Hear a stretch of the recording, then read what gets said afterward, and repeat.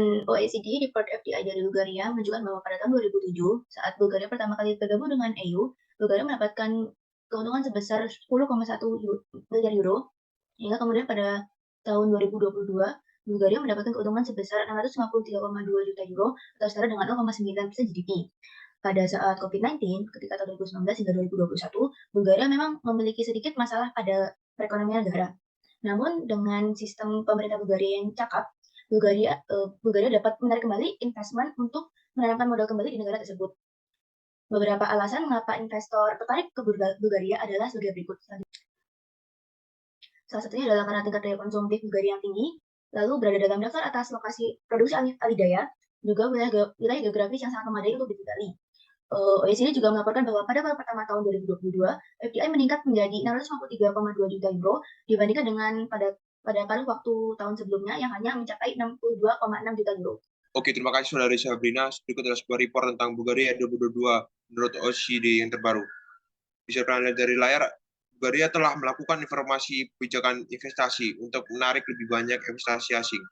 Meskipun ada kemajuan dalam membangun lingkungan bisnis yang terbuka dan transparan, masih ada tantangan seperti korupsi dan tantangan lemahnya lembaga peradilan.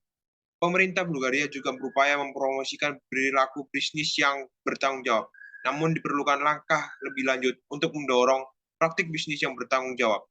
Investasi swasta diharapkan dapat meningkatkan pertumbuhan dan standar hidup di Bulgaria. Tetapi diperlukan strategi dan koordinasi yang lebih baik untuk mencapai tujuan tersebut.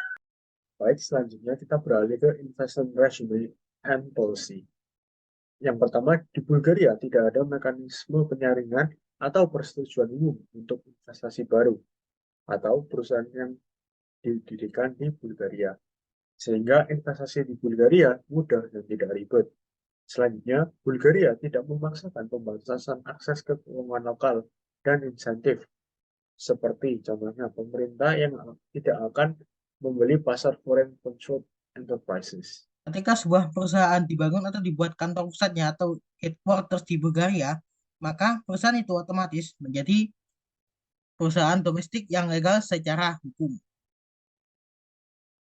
Perlindungan investor di Bulgaria sudah sesuai dengan standar internasional, apalagi dengan Bulgaria menjadi bagian dari European Union, membuat negara ini semakin menarik di mata investor. Adanya badan investasi dari pemerintah Bulgaria atau IBA, Invest Bulgaria Agency, untuk memberikan dukungan dan bantuan kepada calon investor.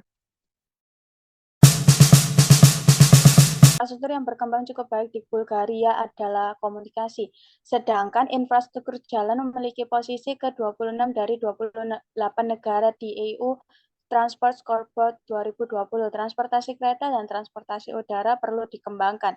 Transportasi kereta penting untuk dikembangkan demi mempertahankan pertumbuhan ekonomi. Uni Eropa memberikan pendanaan 140 juta euro untuk pengembangan transportasi kereta. Untuk transportasi udara, hanya investor UE dan IEA yang berhak mendapatkan lisensi untuk mengelola dan mengoperasikannya. Bulgaria merupakan negara yang mendapatkan dukungan dari Uni Eropa. Bulgaria mendapatkan alokasi dana sebesar 9,9 miliar euro. Di samping itu, Uni Eropa akan merencanakan rekonstruksi jalan sepanjang 656 km dan 166 km rel dan melakukan pembuatan jalan baru sepanjang 67 km yang dapat memberikan peluang bisnis bagi perusahaan asing untuk meningkatkan daya tarik investor terhadap Bulgaria. Pemerintah Bulgaria memprioritaskan pembangunan infrastruktur dengan kualitas tinggi bagi kawasan zona industri. Menurut data National Company Industrial Zone, dapat dilihat melalui tabel berikut bila terdapat 38 zona industri di Bulgaria. Tercatat 15 zona yang sedang berfungsi, 10 zona yang sedang dikembangkan, dan 5 zona yang sedang dalam pengembangan. Yang mana jika semuanya telah siap berfungsi, maka Bulgaria akan memiliki fasilitas dengan infrastruktur berkualitas tinggi sebagai fasilitas pendukung bagi investor yang ingin berinvestasi di Bulgaria. Dari data yang telah dipaparkan, disimpulkan kegiatan offshoring adalah pemindahan modal, aktivitas, serta barang perusahaan pada negara lain, yang mencakup proses outsourcing atau perekrutan tenaga kerja asing. Walaupun masih terbatas, kegiatan outsourcing juga mencakup sektor ekonomi selain manufaktur sehingga memperluas arus modal. Sifat offshoring yang memusatkan kegiatan ekonomi pada suatu firma dengan beberapa negara sekaligus dapat meningkatkan keuntungan investasi berupa sokongan dana kepada negara produsen dengan biaya modal yang sedikit. Contohnya seperti dukungan Uni Eropa kepada Bulgaria yang telah dijelaskan sebelumnya.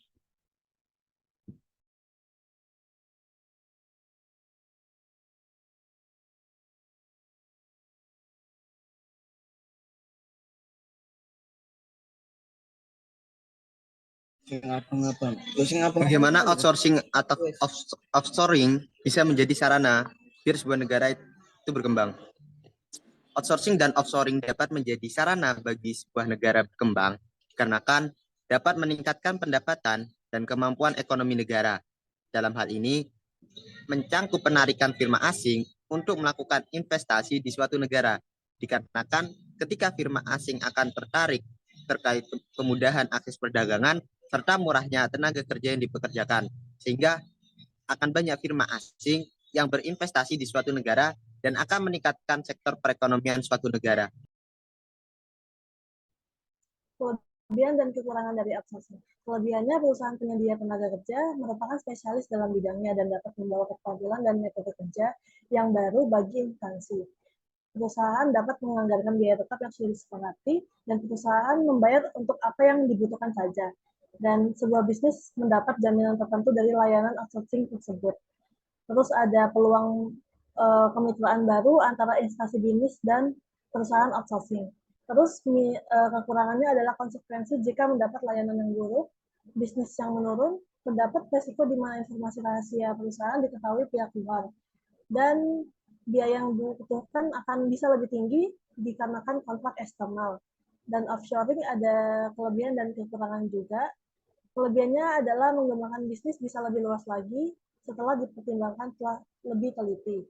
Dan ada keuntungan ekonomi dan fiskal, yang ada kemungkinan pajak daerah lebih murah dari negara asal, memiliki standar gaji rata-rata lebih kecil, dan dapat menurunkan biaya serta pengeluaran dari modal agar lebih hemat, dan menurunkan biaya operasional dan memanfaatkan keahlian pekerja tanpa batas geografis. Terus kekurangannya di negara lain seperti yang di chapter 2 di Amerika Serikat terdapat kekhawatiran utama, yaitu praktik perusahaan tersebut bisa saja tidak adil, mengambil keuntungan dari upah asing yang rendah secara artifisial dan mempromosikan kondisi tenaga kerja di bawah standar, yang dapat meningkatkan eksploitasi tenaga kerja dan mengurangi pendapatan negara tersebut.